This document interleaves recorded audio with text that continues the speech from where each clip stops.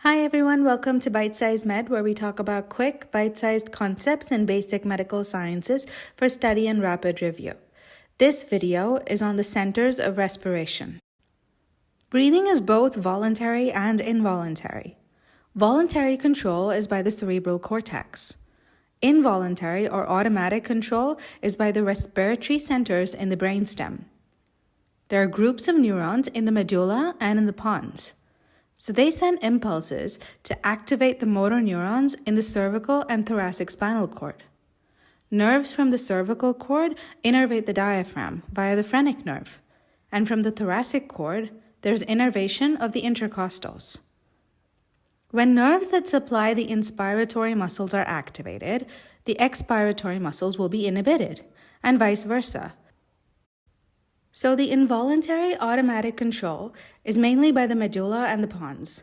The brainstem controls the rate of alveolar ventilation to maintain a constant arterial oxygen and carbon dioxide. There are pacemaker cells in the medulla. They generate the rhythm of respiration. This is the pre-Botzinger complex on either side of the medulla between the nucleus ambiguus and the lateral reticular nucleus. So this is where the rhythm of respiration starts.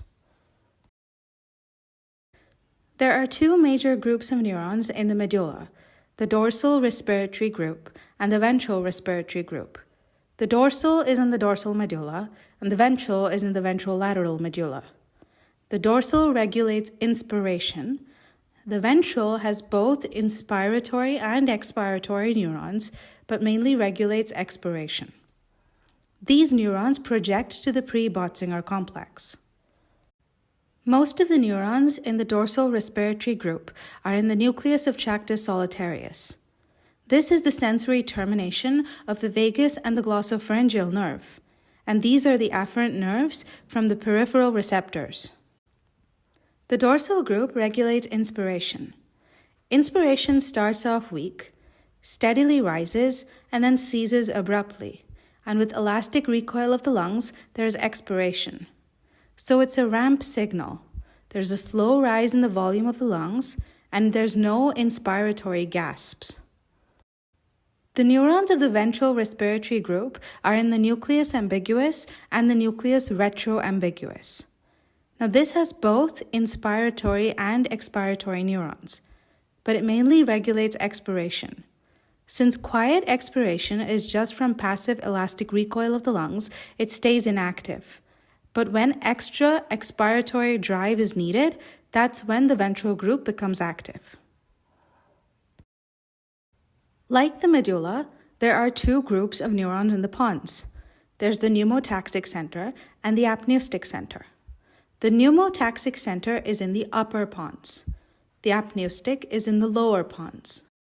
The apneustic center stimulates the inspiratory neurons of the dorsal respiratory group in the medulla, while the pneumotaxic center inhibits the apneustic center, so it switches off the inspiratory centers.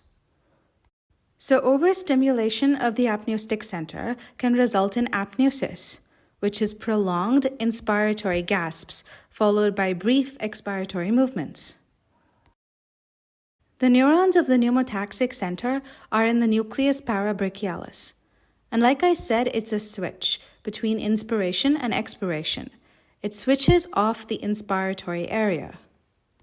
So it limits inspiration, and so the duration of inspiration is shortened. And if there's short inspiration, there's a short period of respiration. Therefore, there's an increase in the rate of respiration. And that's a secondary effect, the increase in the respiratory rate. So the pneumotaxic center controls the depth of breathing and also the rate of breathing. When it's stimulated, inspiration is short and there's an increased respiratory rate. When inhibited, there's a prolonged inspiration and a reduced respiratory rate. So if we put all of it together, voluntary respiration is controlled by the cerebral cortex.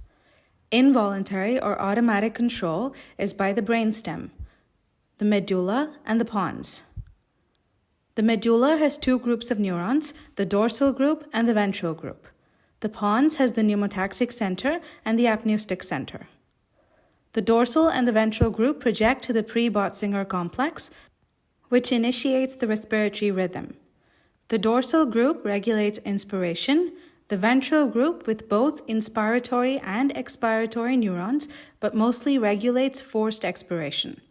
The apneustic center stimulates the inspiratory neurons in the dorsal group, and the pneumotaxic center inhibits the apneustic center, so controls the rate and depth of breathing by switching off the inspiratory center.